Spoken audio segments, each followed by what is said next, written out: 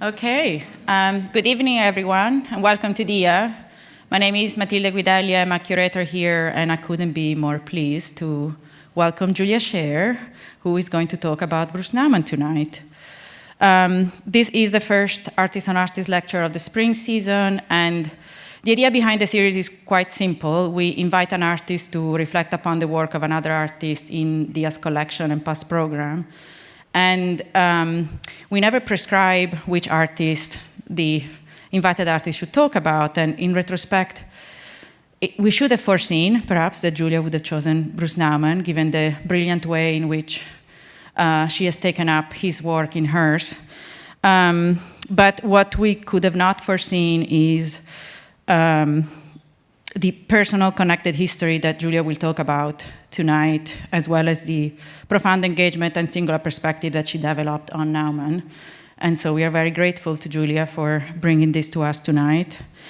Before passing it on to Jordan, who will introduce Julia, a few thanks are due to those who helped make tonight possible, and at DIA to Max Tannon, Kim Golding, Ella Denelzen, and the visitor service team, to Alès Ortuzar, Maddie Klatt, and the Ortuzar Project team, to the Bruce Nauman studio, and to Julia most especially for accepting our invitation. And with this, I'll pass it on to Jordan to introduce Julia.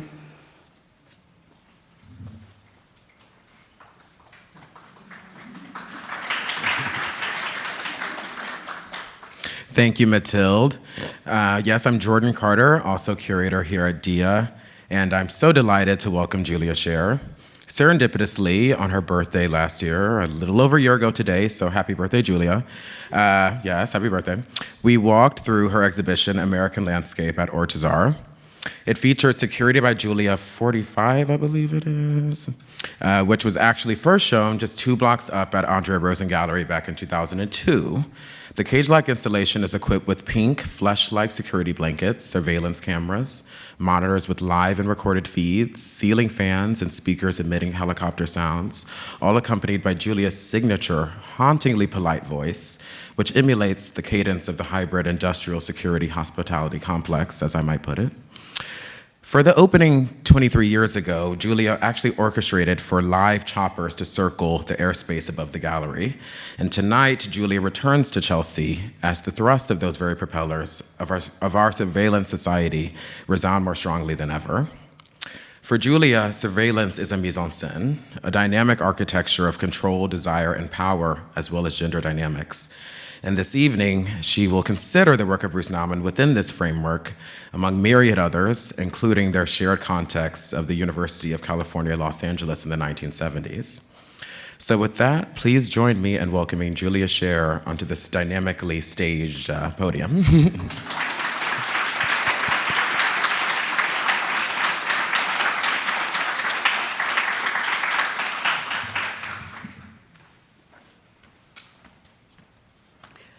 Thank you for the wonderful introductions.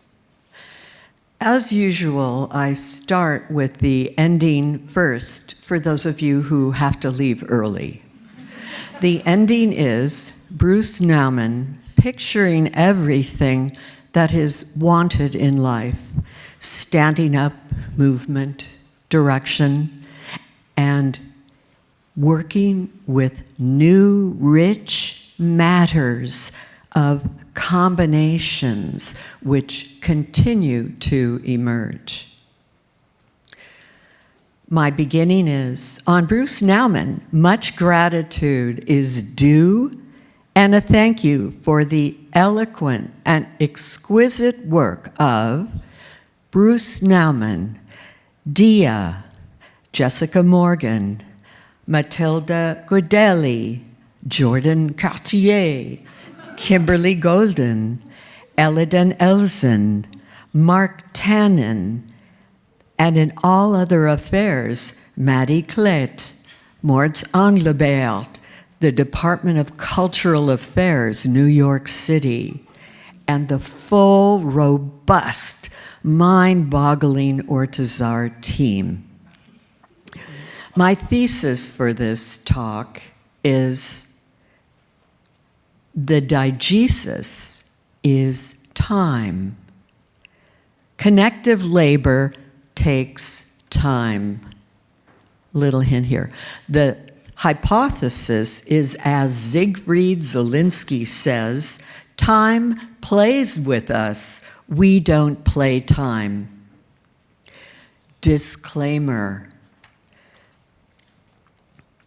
All inaccuracies and misinterpretation herein included have not been okayed by the Nauman studio. Further, since it has been 51 years since the actual dates of this reporting, I can account for this being a poem. This is a poem talk, okay? Or such other less exacting forms than an academic report or scientific paper or scholarly, thoughtful digestion of facts. Not here. It's a poem about a beloved artist and a time at UCLA. The job of this talk, then, was to bring up an earlier time frame before you guys were born, mid-1970s. This is just a sample of the stuff I incorporated into my life. Here we have products that look like penises. They're penis-shaped and contain semen, but it's not really semen. It's not cum shot. It's body liquid lotion, and we are being told this is the way love is in 1969. You'll also notice that there is a small eyeball. So your orifices, your soft places are noted as centers of not ejaculation, but of Freundschaft, of friendship, of this is the way love is. These were in women's magazines and teenage girl magazines.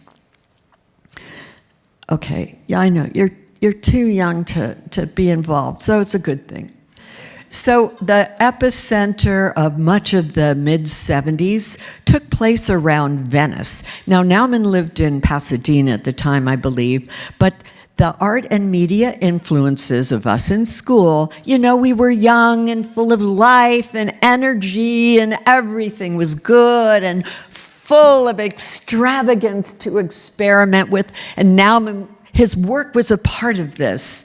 Anyway, LA was a city on film. This is the way love is, but also the films Man with the X-ray Eyes, Scene, Spy TV, scrambled words in TV shows to prove you new stuff. It's before your time. Vietnam War news, endless TV and casualties, double-speak body counts, more one-liners about the dead. Blow up, of course, 1966, and 71, The Devils, Ken Russell. Sexual obsession was very big. Of course, this was before AIDS.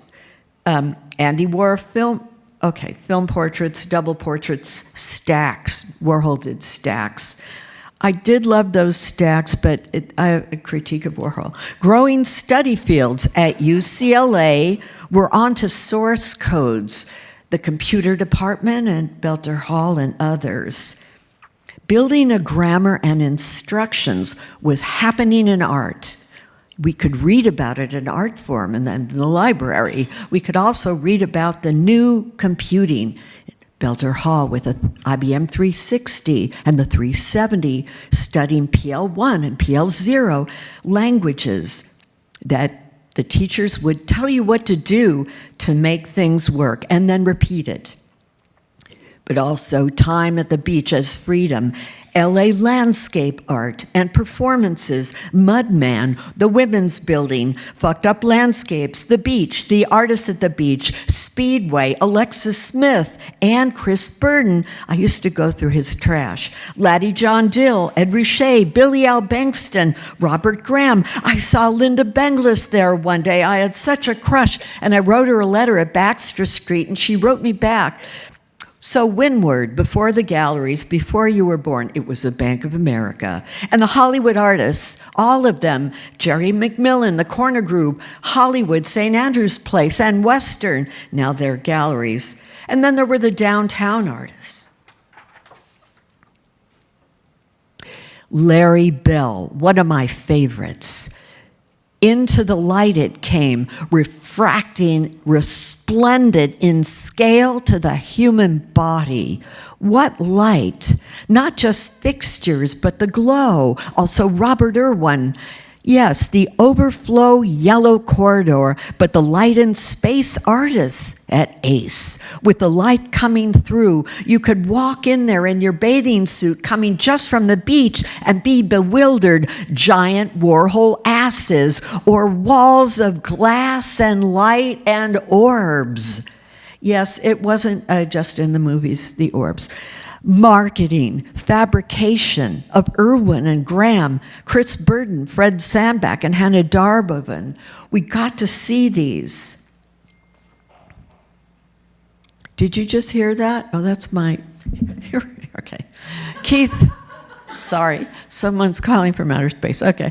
Keith Saunier also broke the barrier between ground, floor, wall, and space, extended spatial alignments of materiality, new hybrid mixtures. But yes, Bruce Nauman, wall floor piece, wall floor positions.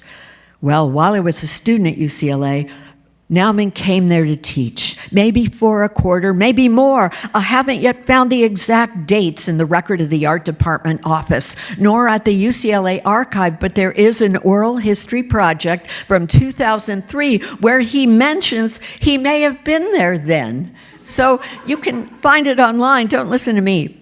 Bruce Nauman was a special person to have. His class was already full by the time I went to register.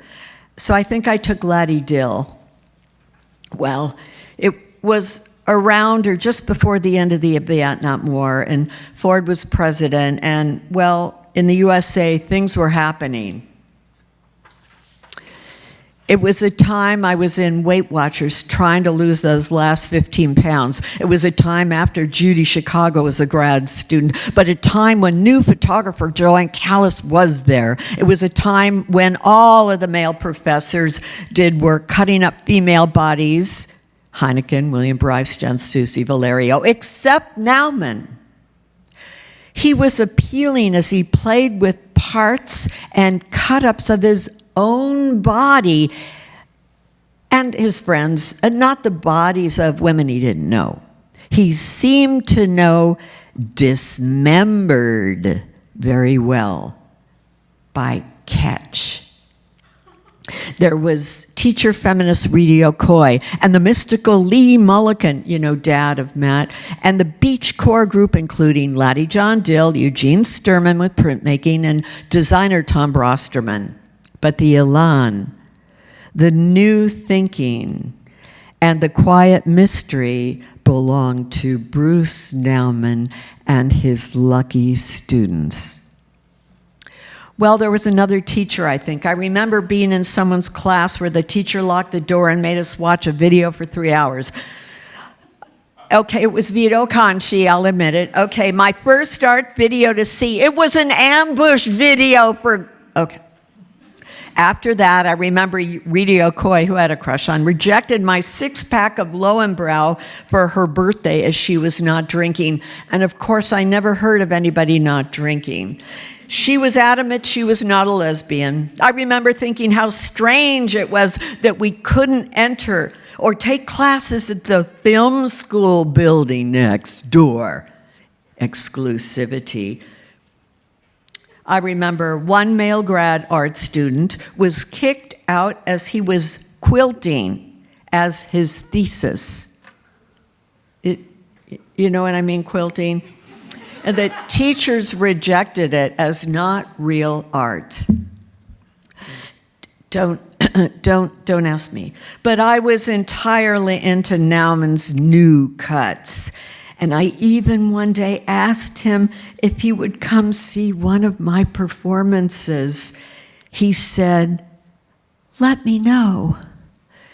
And this is a picture of that performance where I cut off, there were balloons that were breasts and penises and vaginas, and I would cut them off and switch them to the other body and then pop them with a knife, which you don't see. Thank God you don't see it here. And then I'm holding a cabbage painted red. That's a cherry red, you know, like cherry, bust your cherry. Okay, it was a long time ago.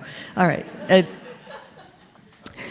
It was with another teacher, I think. I remember being in someone's class where the teacher locked the door, and this is just a poem. This is a poem. UCLA, all the teachers, not their body, lots of women. Where to put the cutting up of bodies, a whole floor of professors smoking, inviting female models every week, Twinka, one of their favorites, and their paintings. They cut up the bodies, body parts. I was a nude model for Bill Bryce once, and yes, cut-ups. And one day, in 2016 at a Hyatt hotel in San Francisco, you know, they have these telephones to call the floors. You know, you call a friend and a phone. Above one of these phones, it was horrible. I saw my picture, my cut up body parts, a little print above the telephone. All cut up.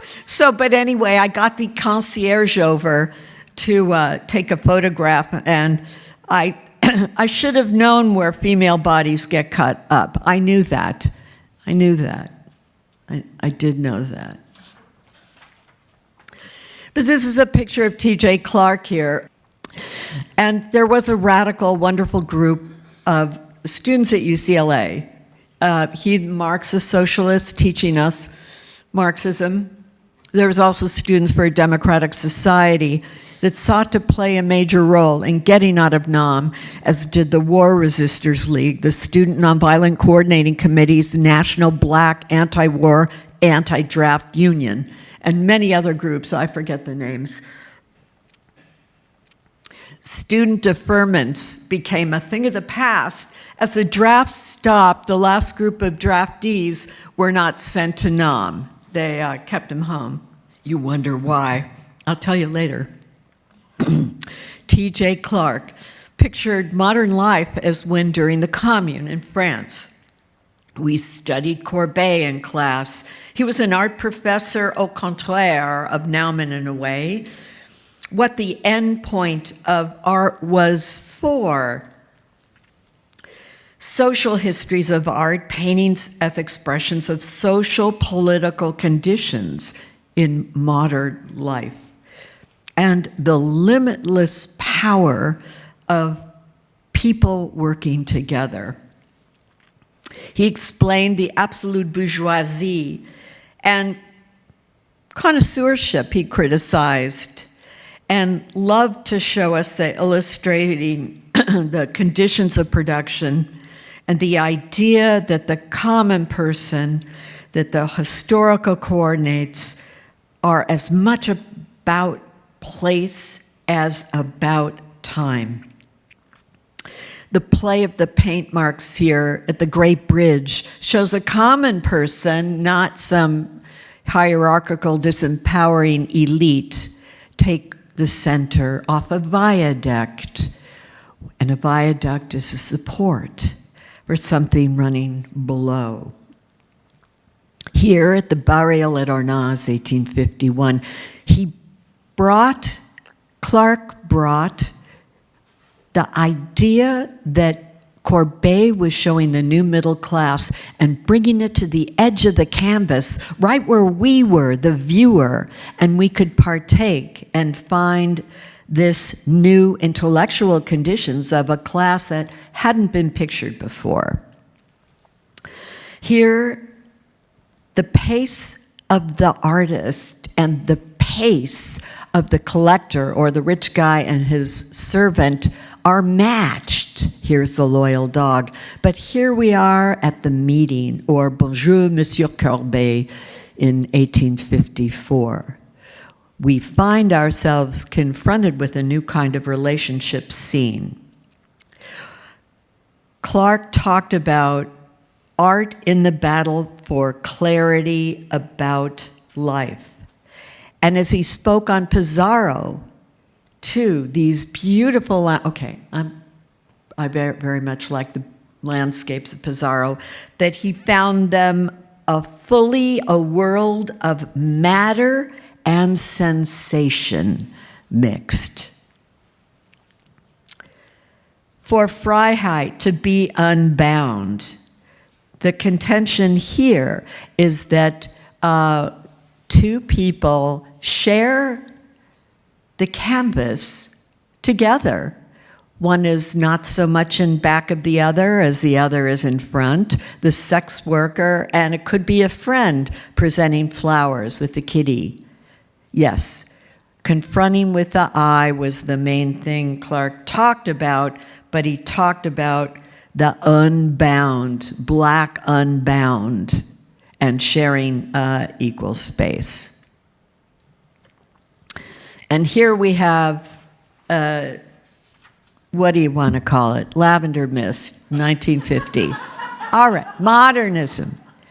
Okay, he was talking about locating the civil work of working on a floor, but also he went on and on about that Pollock, could be in the painting by signing it with his handprint. So this was the ship that sailed. Modernism was on his way, and he's locating connecting points with other equal gestures that were happening in culture. Okay. Another teacher at UCLA was the wonderful Marvin Hardin, here showing the things seen suggest this and other existences, 1974. Marvin Hardin was the only black professor in the art department and the only TA. There was no graduate student other than white folks. But Marvin came to school every day wearing the same outfit. And I'm so naive, I had to ask him why. And we had the most amazing conversation about rules and lines and not fitting and being up against the wall and how here the cow is unbound. There is no corral, no Nauman corral, no fencing. The narrator, he tells the story. The character of style is in opposition to the wall that it is laid onto. He brought language. He brought how to help the idea of moving out of the boundaries. But he didn't just bring himself into the classroom. He also brought black cartoonists such as Charles Johnson. They were part of the dialogue, telling more experience with drawings and fine sketches. His work was many immaculate strokes leading to an edge. Or in today's speak, he recast the frame clearly to be out of it, but working within it. Another teacher is, or was, I'm sorry, he's passed too, Robert Heineken. Here he is in normal class, people smoking, laying on tables, chilling out. This was normal UCLA art class. You didn't have to be special to be in the UCLA art program now. You just signed up for art. So this was before your time. I know. Okay, I know. I don't know what to say.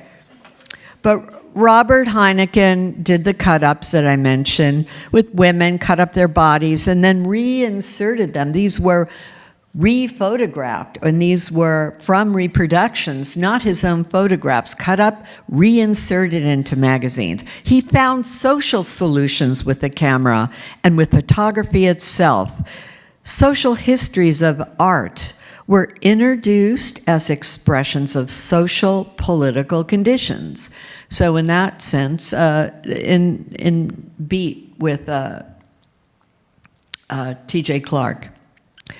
His sexual obsession, artistically in LA, where the growing arts scene and proximity to Hollywood provided fertile ground for experimentation. In this environment, Heineken, alongside peers making pop art and conceptual art, pushed the boundaries between mediums and between high and popular culture, thriving on contradictions, friction, and disparity. He examined American attitudes toward gender, sex, and violence. Okay, it was often humorous and provocative at the time. I don't know if that holds up today, but this is an interesting problematic of art, knowing that. He would take things from newsstands, cut them up, cut up women in them, and then put them back on the newsstand, and these were big surprises. Okay, maybe not today, clearly. It's a different moment. Here we have Bruce Nauman, and now Studies for Holograms, one of my favorites. Architectural skin is from the inside out. Your watching eyes going in. It's not concavity, it's something else. The space of his own body, interiority, and other works of armpit. It's not rotting. It's limits. No, it's not property, or is it? And who owns this? And the other one-liner, get out of here.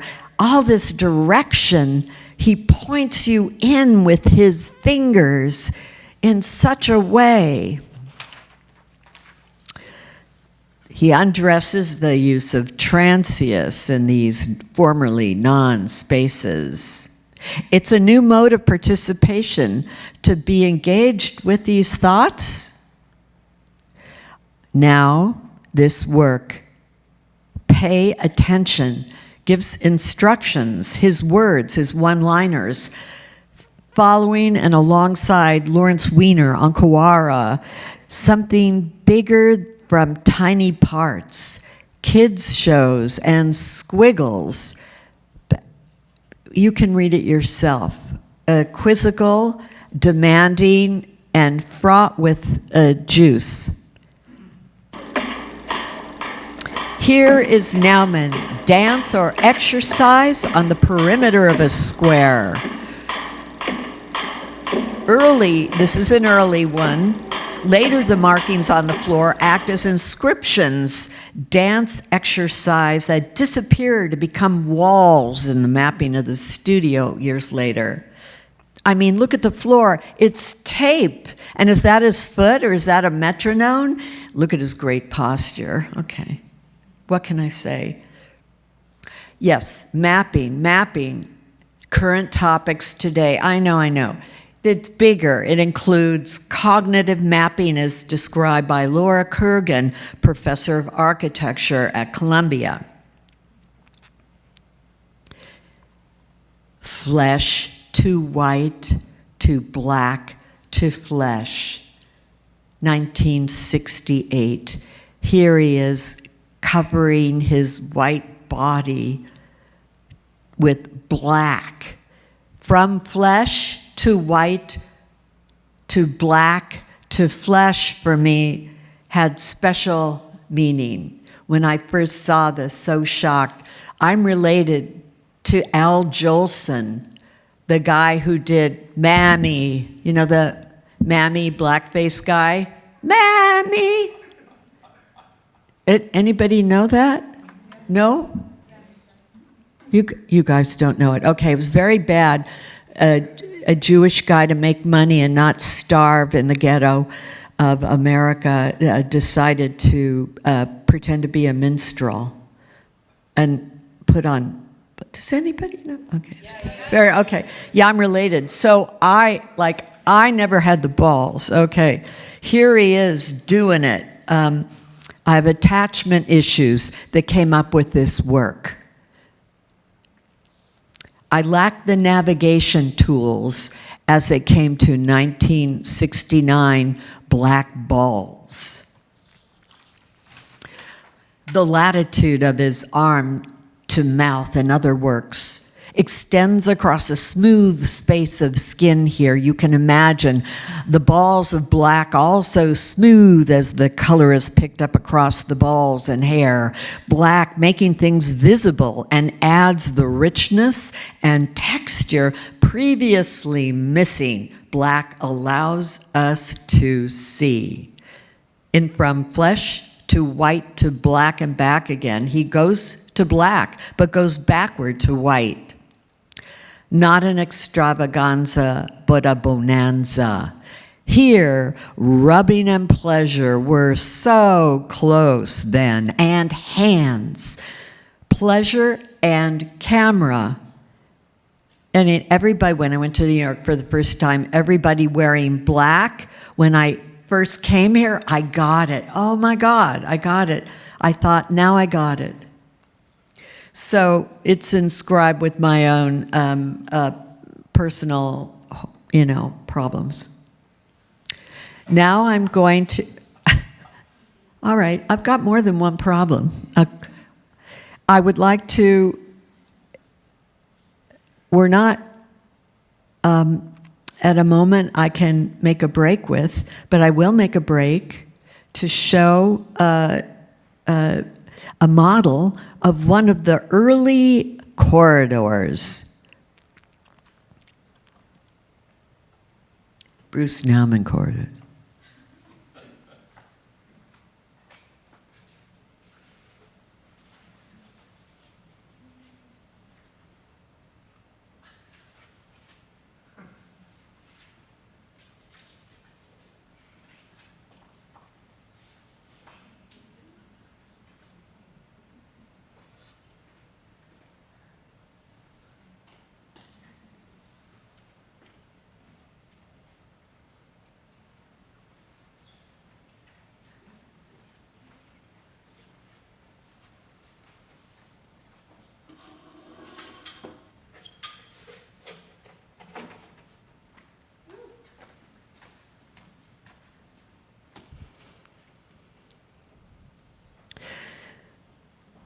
The Bruce Nauman corridors are some of the most important works to me, to my own work. This model I showed has both a video as a circled through a circle system through inputs and outputs, ins and outs. How things joined to the wall is architecture. Nauman, in these slits, in these slabs, these slices of a body, of an internal womb, a mother's space going through. There are no doors of separation. You can go through. It is a wall, floor, and ceiling system for vision. Unseen, hidden playback electronics were also included.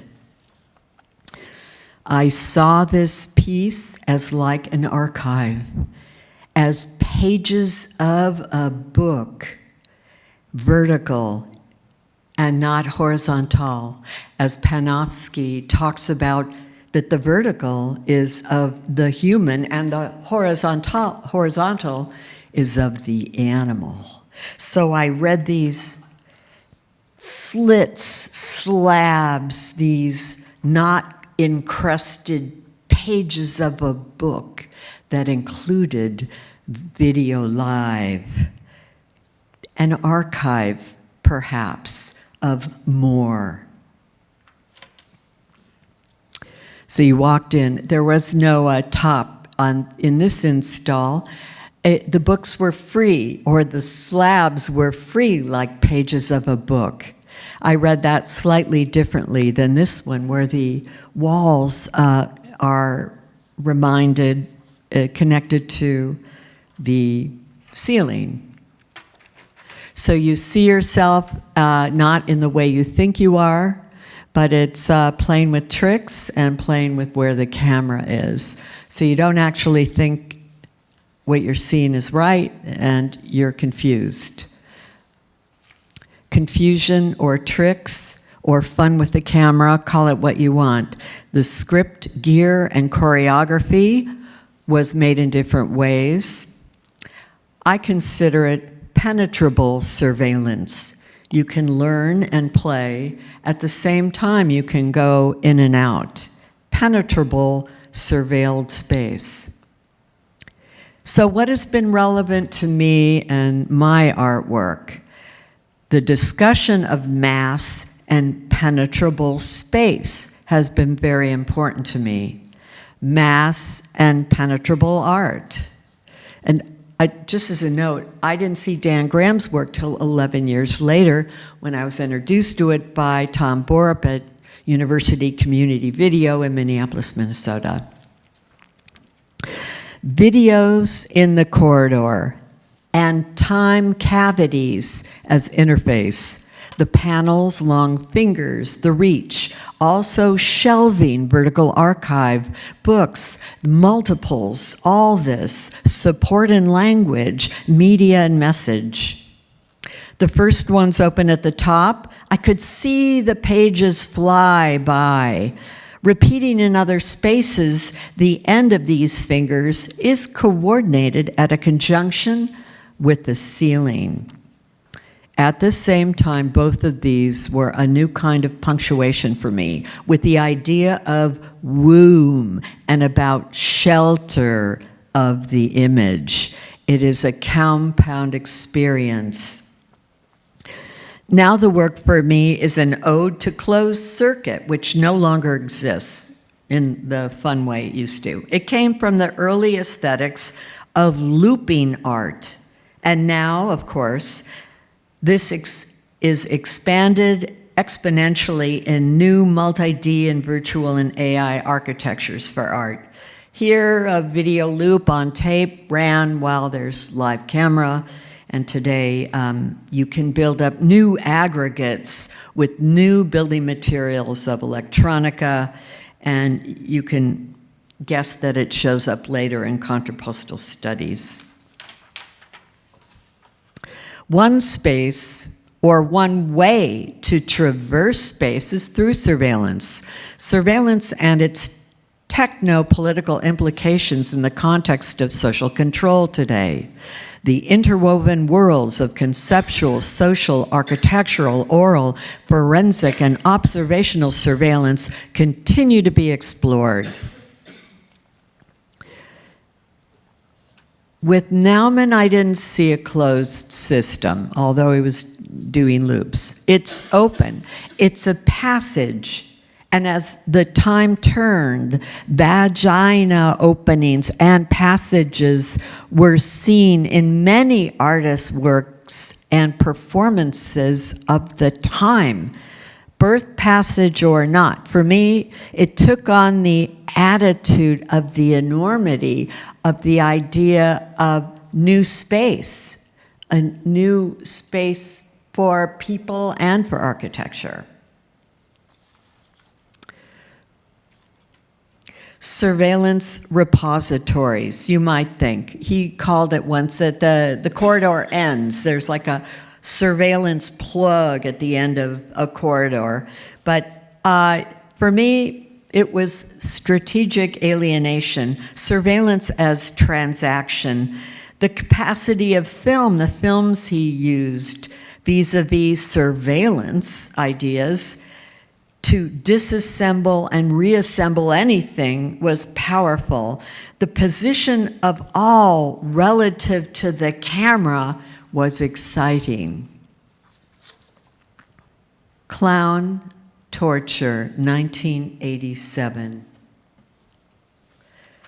So the rhetoric of the double stacking comes up here, and I like to think that it was important to me because it was taken from the corridors. So he reused this stacking, the kind of a Warholian stacking thing. But it also reminded me of the commodities such as they are and also seen in Warhol. Stacking comes from labor necessity of handling merchandise at the human scale, idea of stacking and what it is describing labor-intensive work and disposable commodity. The clowns. For me, this hot cauldron clown and children's TV shows threatening Chucko the Clown, Bozo, severed head served up in a room, electronic calliope, stacking without compression, stacking of bodies like warheads, like corpses.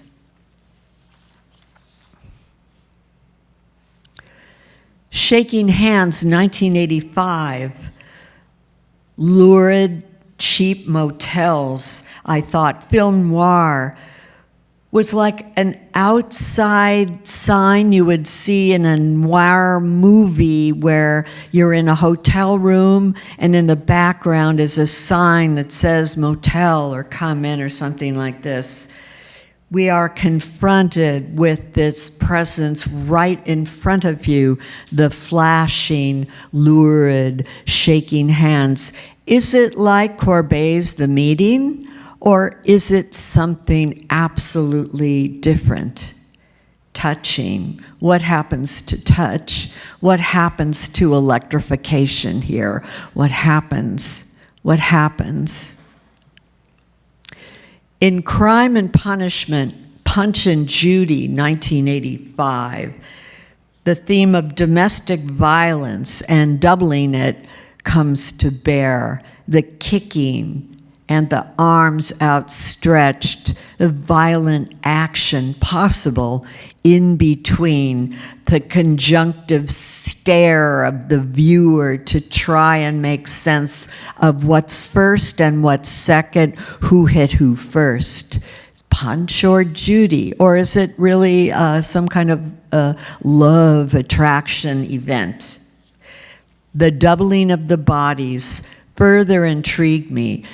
Making bodies as tool. Here you have the arm as a tool to keep away or to hurt. I love this idea of the tools he invented. Here we have Setting a Good Corner, Allegory and Metaphor, 1999. Is digging. He's digging with tools. It's a 1-hour video guiding the machine to depenetrate, the laying of hands, the laying out of stairs and other work like in the New Mexico piece, breaking out with the land in mind. Okay, it's an aggregate. It's an aggregate. The whole machinery connects to his later Mouse and Cat for me, but it's connected to the earth. Man alone, building what? Is it building a shelter? A corral? Is it a womb? Is it an outline of tape in the studio?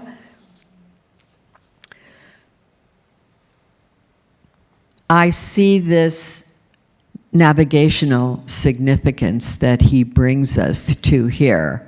It's the corner, and look at where the shadow is. He takes his time. He's a lone guy with the machine. The replication and strength of power, also in his work with big horses to train. He's got here these big earth diggers with massive power also, hunger for security, fences, the womb, the nest.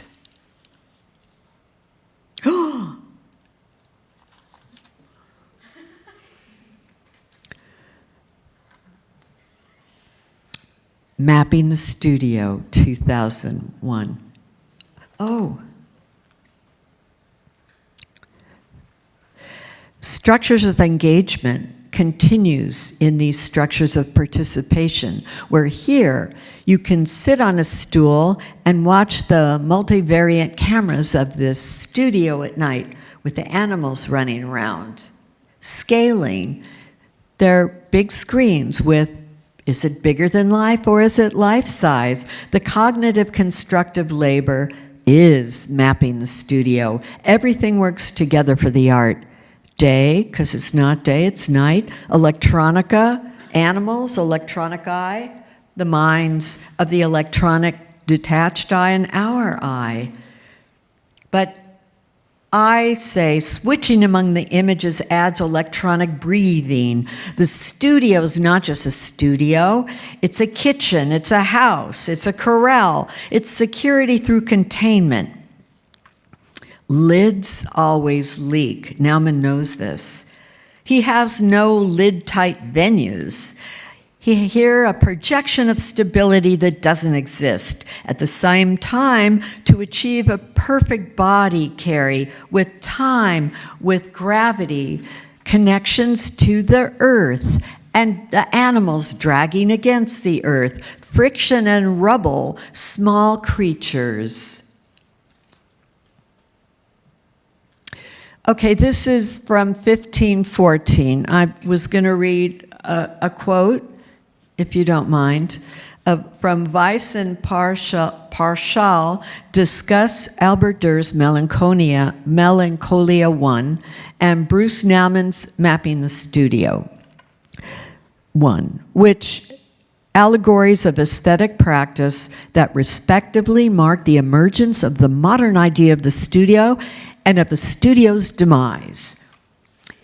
Each conjures a studio as a province of activity and seclusion with specific attention to the artist as maker and thinker. Nauman used a single camera which was successively positioned at 7 locations within the space. The camera was stationary and once activated, unmanned. The work is somewhat adaptable to different settings. The installation consists of 7 projections, each devoted to one of the camera vantages. It's one of the most studied works of pictorial art, that is Durer, Melancholia 1, and it did initiate a new type of symbolic image which can now be described as personification. Okay, I get what he's saying. The principle, surrounded by objects, but sorry man, it's empty chairs. And the object thing I disagree with. I say, no, it's not a studio, and Mapping the Studio 1, Fat Chance, John Cage, 2001. I say no, it's a nest, it's a home, it's a womb, not particular only to a studio. And where is home anyway? Why? And is a single camera the eye of the self finding a home? You got me. There are chairs of repose and study chairs, if you look at this slide. In the images, there are chairs of relaxation and repose. In the front, where you can sit, are art student chairs in the middle to learn and take part in, to study. Switching of the images is the electronic breathing, but there is no electronic heart to me in this. In the chairs, disappeared and absent, hiding away. You, the audience, are the heart. The isolated eye scrolling is surveillance, and in the disappearing show, yeah, maybe that's so I disagree with their argumentation on just the studio. From Foucault for Mapping the Studio, quote, "The space in which we live, which draws out of ourselves, in which the erosion of our lives, our time, and our history occurs, the space that claws and gnaws at us," from Foucault of Other Spaces, Diacritics. The studio is a space you have to look after. Okay. Here we are again. Look, he's built a wider perimeter. He did it even earlier on. See, it's wider. And not only is it a wider new perimeter, but there's a mirror. So his reflexivity, it's not only new textures of walking, see his feet dragging at some points, but room as video from a camera. So, on writing, Slavko Kochenik's writing on this talks about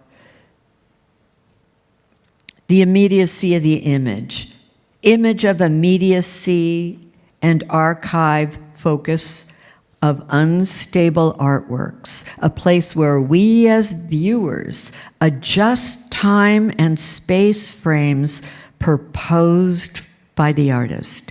Nauman moved from transition from static valences to kinematic valence. That is, kinevalence is sensing from a moving kinematic frame of reference. So I love returning to this. Okay. Dynamic architecture, for those of you who know, dynamic is like a tree, it's architecture. So for me, I can argue this is dynamic architecture where all the pieces move, and also the early dance pieces. Not only textures of walking, foot, skin, floor, but rooms as video from a camera.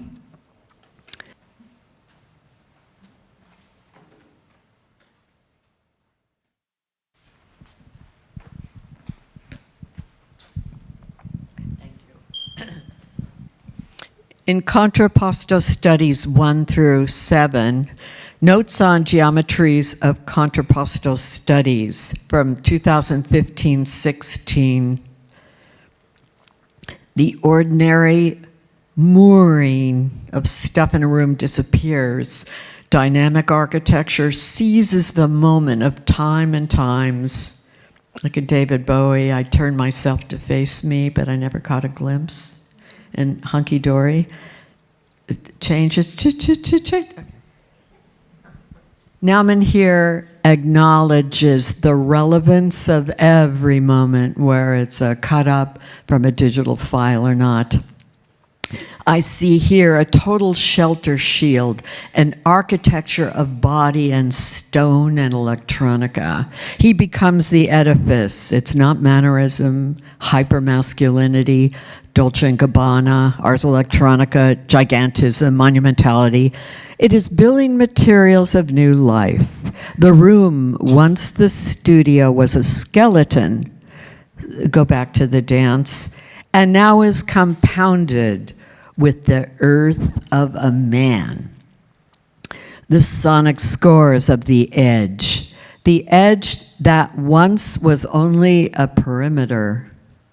Here is also a place to sit, more than a chair. It is for several people, groups of people can join in, multiples. The benefits of all that rubbing with the work and with others together on the bench, the rubbing, the recording, the tracking, the dragging, the slapping the walls with your raw material, not plaster alone, but body. Now this work, to me, is a domestic or not dynamic architecture, shape grammars all together. It's not Beckett anymore.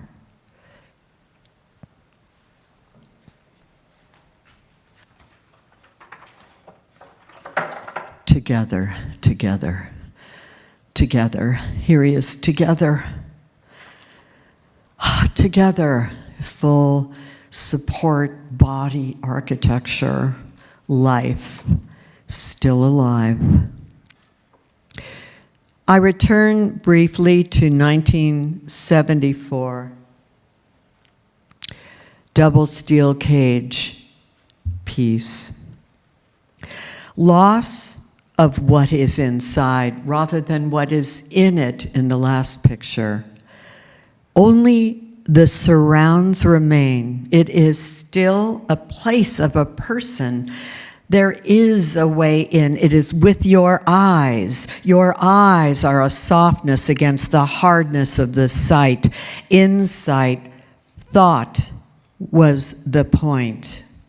Insight can be sturdy on and of a foundation of earth, ground, gravity, tight but limited.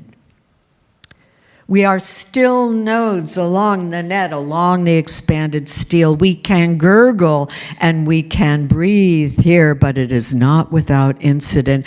It takes time to take it in. It is easy to disappear here, as easy as it is to be revealed.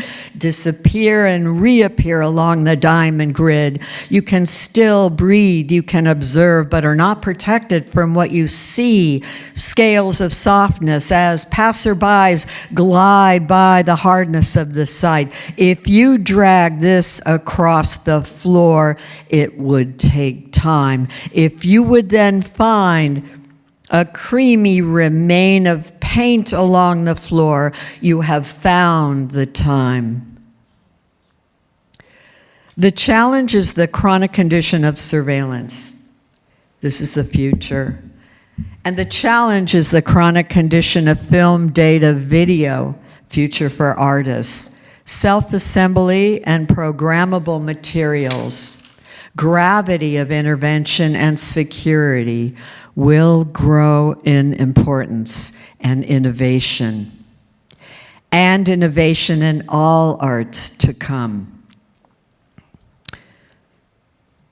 So I end with, yes, all arts to come include Kendrick Lamar video, Not Like Us, riffing off of a Newman-esque appearance, media hallway at the beginning of his video, Not Like Us.